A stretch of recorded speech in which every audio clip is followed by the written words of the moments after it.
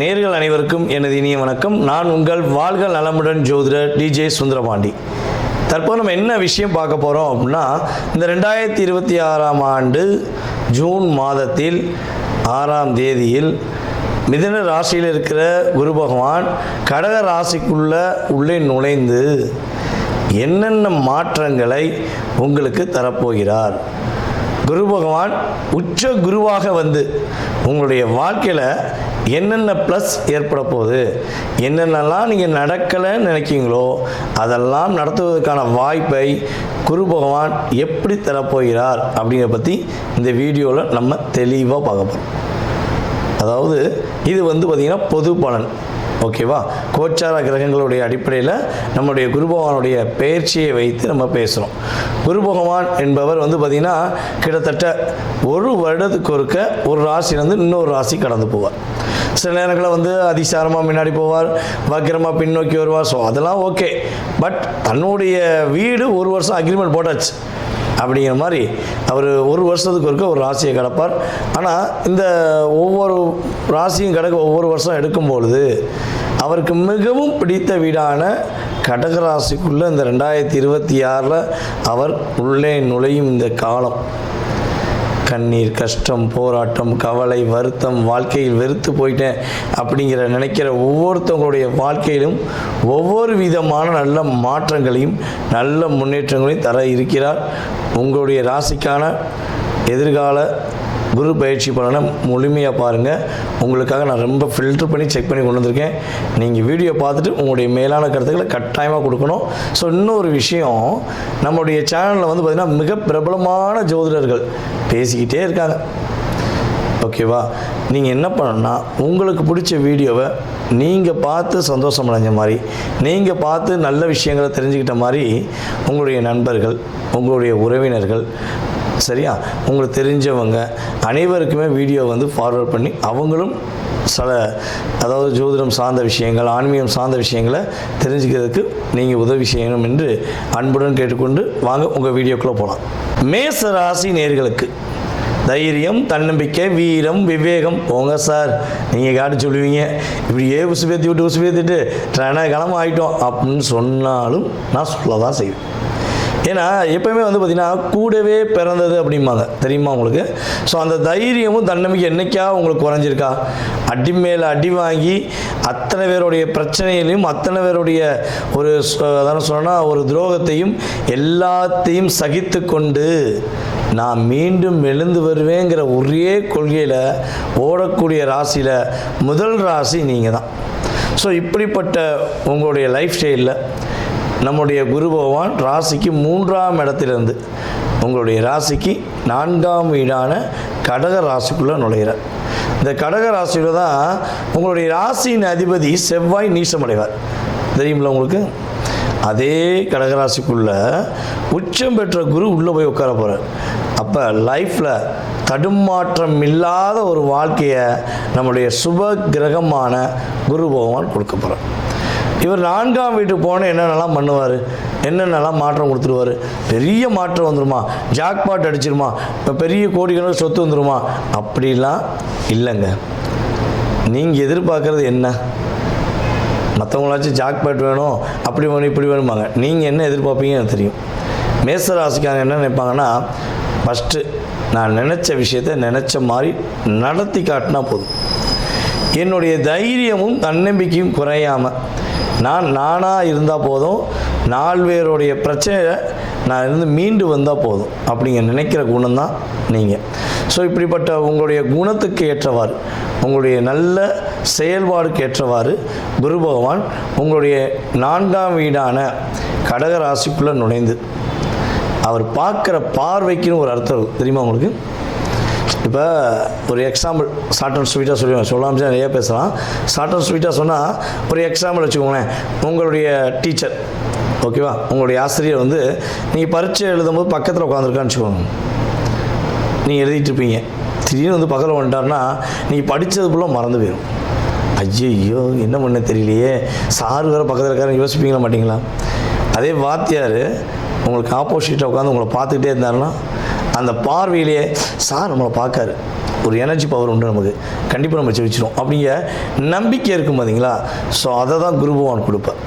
இப்போ உங்களுடைய 4ஆம் வீட்டில் இருக்க குரு பகவான் உங்களுடைய ராசிக்கு 8ஆம் வீடான விருச்சக ராசியை பார்க்க, அதே போல் உங்களுடைய ராசிக்கு 10ஆம் வீடான மகர ராசியை பார்க்க, அதே போல் உங்களுடைய ராசிக்கு 12ஆம் வீட்டில் அமர்ந்து பெரிய சனியாக அமர்ந்து அதாவது 7.5 ஸ்டார்டிங்கில் அமர்ந்திருக்கும் உங்களுடைய சனி பகவான் 12ஆம் இடத்துல அமர்ந்திருக்கார்.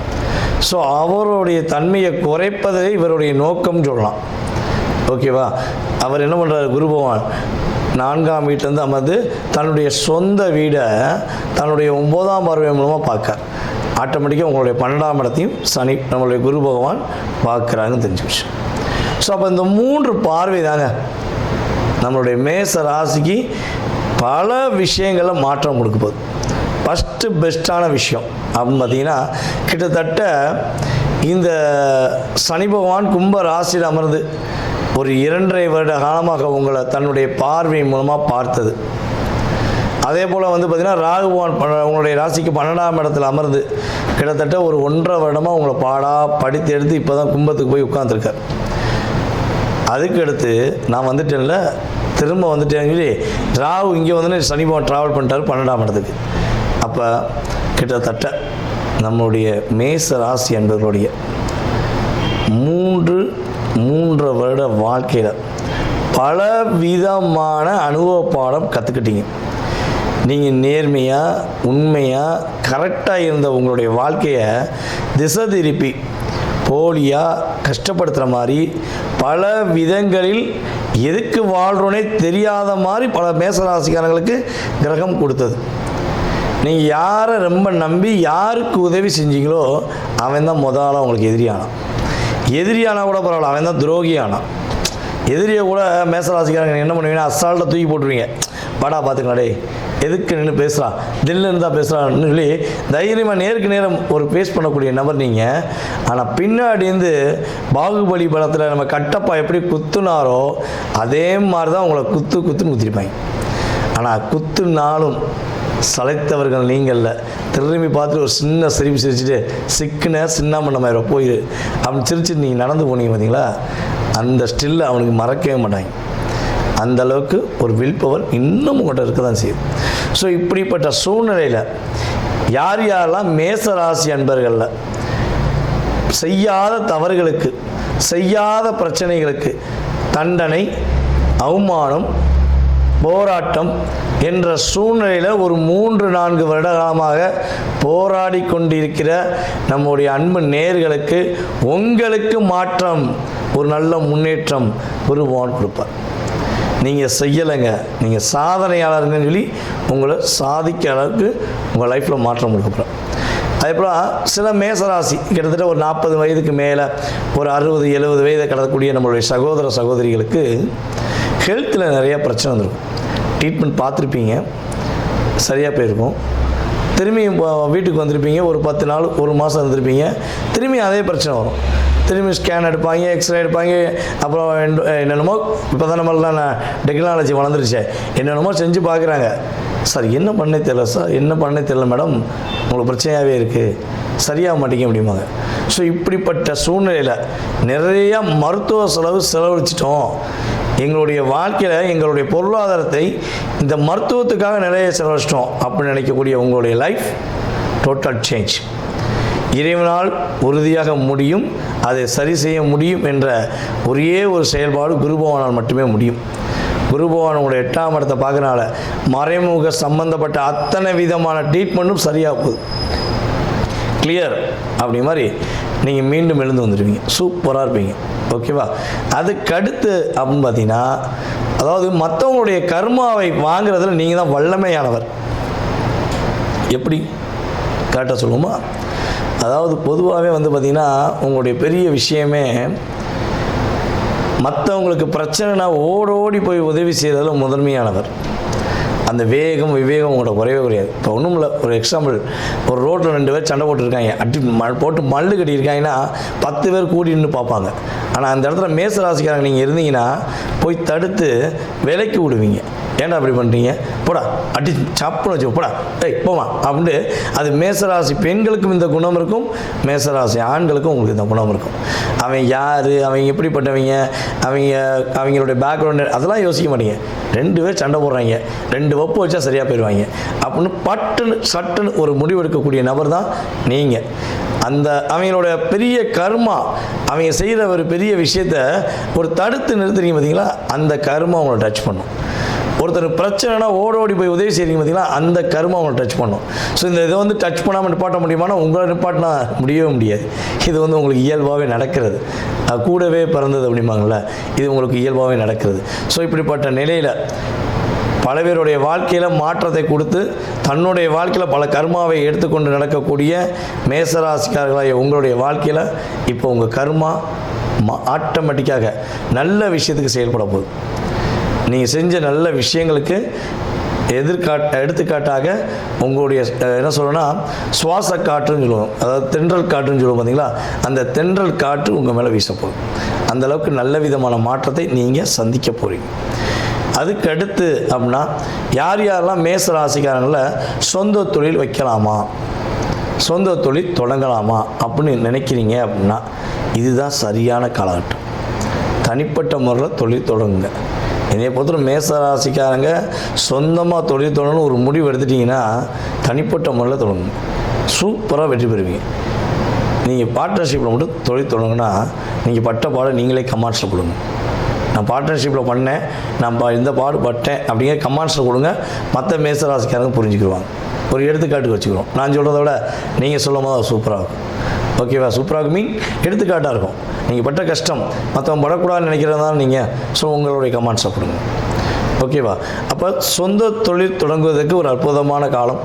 ஏற்கனவே சொந்த தொழில் வச்சுருக்கீங்க அப்படின்னா அந்த தொழிலில் மிகப்பெரிய வெற்றி விவேகம் என்ற செயல்பாடில் நல்ல ஒரு முன்னேற்றத்தை சந்திப்பீங்க. 2 தொழில் தொடங்கக்கூடிய யோகத்தையும் உருவாக்கும். புரியுது உங்களுக்கு? முடியலைங்கிற வார்த்தை இனிமேல் உங்களுடைய வாழ்க்கையில் தொழில் சார்ந்த விஷயங்கள் கிடையாது. பதவி உயர்வுக்காக காத்திருக்கேங்க, நான் ரொம்ப நாளாக வேலை பார்க்குறேன், எனக்கு பதவி உயர்வு கிடைக்குமா, இன்க்ரிமெண்ட் கிடைக்குமா, என்னுடைய கோபத்தையும் என்னுடைய வேகத்தையும் பார்த்து என்னுடைய மேலதிகாரியை ஒரு பதட்டப்பட்டு என்னை இன்க்ரிமெண்ட் பண்ணவே மாட்டேங்காரு. ஸோ நான் இந்த இடத்துலேருந்து வேறு இடத்துக்கு பதவி உயர்வோடு ட்ராவல் பண்ணுவேனா அப்படின்னு எதிர்பார்க்குற மேசராசி அன்பர்களாக உங்களுடைய வாழ்க்கையில் உறுதியாக நிச்சயமாக பதவி உயர்வு கிடைக்கும், இடம் மாற்றத்துடன் கிடைக்கும் என்பது உண்மை. ஓகே, ஏன் இடம் மாற்றம், பதவி உயர்வு மட்டும் கிடைச்ச போதாதா அப்படின்னா 12ஆம் இடத்தை பார்க்காருல. அப்போ 12ஆம் இடங்கிறது இந்த இடத்த விட்டு வேறு இடம் போ, இந்த ஊரை விட்டு போ, ஊரை விட்டு மாநிலம் விட்டு போ, ஊரை விட்டு நாட்டை விட்டு கூட போ, அந்த யோகத்தை நான் உனக்கு கொடுக்கேன், கவலைப்படாதங்கிறத பக்காவாக எடுத்து காட்டுவேன். இன்னொரு விஷயம், ஏற்கனவே 12ஆம் இடத்துல நம்மளுடைய சனி பகவான் உட்கார்ந்துருக்கார். சனியை குரு பார்க்கும்பொழுது எது அதிகமாக ஆர்வமாக எதிர்பார்க்கப்படுகிறதோ அதை முடித்து கொடுக்க வேண்டியதான் இவங்க 2 பேருடைய வேலை. அப்போ ஆட்டோமேட்டிக்காக என்ன பண்ண போகிறாரு, உங்களுடைய இருப்பிடத்தை விட்டு வேறு இடத்துக்கு நகர்த்தக்கூடிய விஷயங்களை செயல்படுத்துவதற்கான வாய்ப்பு அதிகமாக இருக்குது. நிம்மதியாக தூங்கி ரொம்ப நாள் ஆச்சு, கை தூக்குங்க அப்படின்னா குடுன்னு வந்து ஓடி தூக்கிடுவீங்க. என்னங்க பண்ண சொல்லுங்க, தூக்கமே இல்லைங்க. இந்த சனிவான் தலைவர் எப்போ உள்ள 12க்கு வந்தாரோ இந்த 1 வருஷமாக நான் தூங்கவே முடியலைங்க அப்படின்னு நினைக்கக்கூடிய நம்மளுடைய நேயர்களுக்கு நிம்மதியான தூக்கம் இருக்கும்போது சுப விரயம் வீட்டில் உண்டு. சுப விரயம், அசுபர் உள்ளே உட்காந்துருக்காரு, சுபர் பார்க்காரு, அப்போ ஆட்டோமேட்டிக்காக என்ன ஆகும், சுப விரய செலவு உண்டு என்பது உண்மை.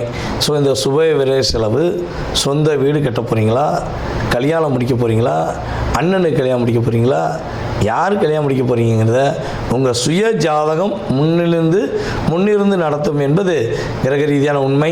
ஸோ இந்த விஷயங்கள் எல்லாம் கரெக்டாக ஃபாலோ பண்ணி குருபகவானுடைய அற்புதமான அருளை நீங்கள் பெற்று நீங்கள் உறுதியாக மகிழ்ச்சியாக வாழ போகிறீங்க. மேசராசிக்காரர்கள் இந்த குரு பயிற்சி காலங்களில் நான் சொல்லக்கூடிய இந்த வழிபாடை செஞ்சு பாருங்கள். மாற்றமும் ஏற்றமும் கிரகங்கள் உங்களுக்கு கொடுக்கின்ற முன்னேற்றமாக இருக்கும். அதாவது பொதுவாகவே வந்து பார்த்திங்கன்னா மேசராசிக்காரங்க முருகப்பெருமாளை கைப்பற்றிக் கொள்வது ஒரு என்ன சொன்னால், நம்மளுடைய கர்ணன் எப்படி கவச குண்டத்தை கைக்குள்ள வச்சுருந்தாரோ அதே மாதிரி தான் உங்களுக்கு முருகன் எப்பொழுதும் உறுதுணையாக இருப்பார். நீங்கள் எந்த முருகனை கும்பிட்டாலும் சரி, முருகன் அப்படின்னு சொன்னாலே உங்களுக்கு முத்தி கிடச்சிடும். ஓகேவா?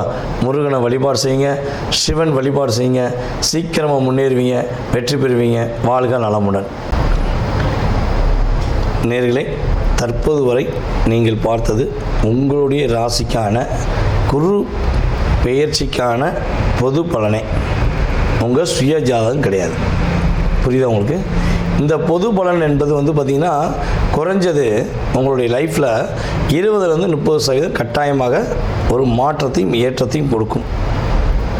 இதை தாண்டி உங்களுடைய எதிர்காலம் சம்மந்தப்பட்ட அத்தனை விதமான கேள்விகளுக்கு உங்களுக்கு விடை தெரியணும் அப்படின்னு நீங்கள் நினச்சிங்கன்னா கீழே உள்ள வாட்ஸ்அப் நம்பருக்கு உங்களுடைய டீட்டெயில் அனுப்பிவிடுங்க. புரியுதா? கீழே உள்ள வாட்ஸ்அப் நம்பருக்கு உங்கள் டீட்டெயில் அனுப்புங்க. உங்கள் பேர், பிறந்த தேதி, மாதம், வருடம், நேரம், பிறந்த ஊர், எந்த ஊரில் பிறந்தீங்க, தற்போது எந்த நாட்டிலேருந்து பேசுகிறீங்க.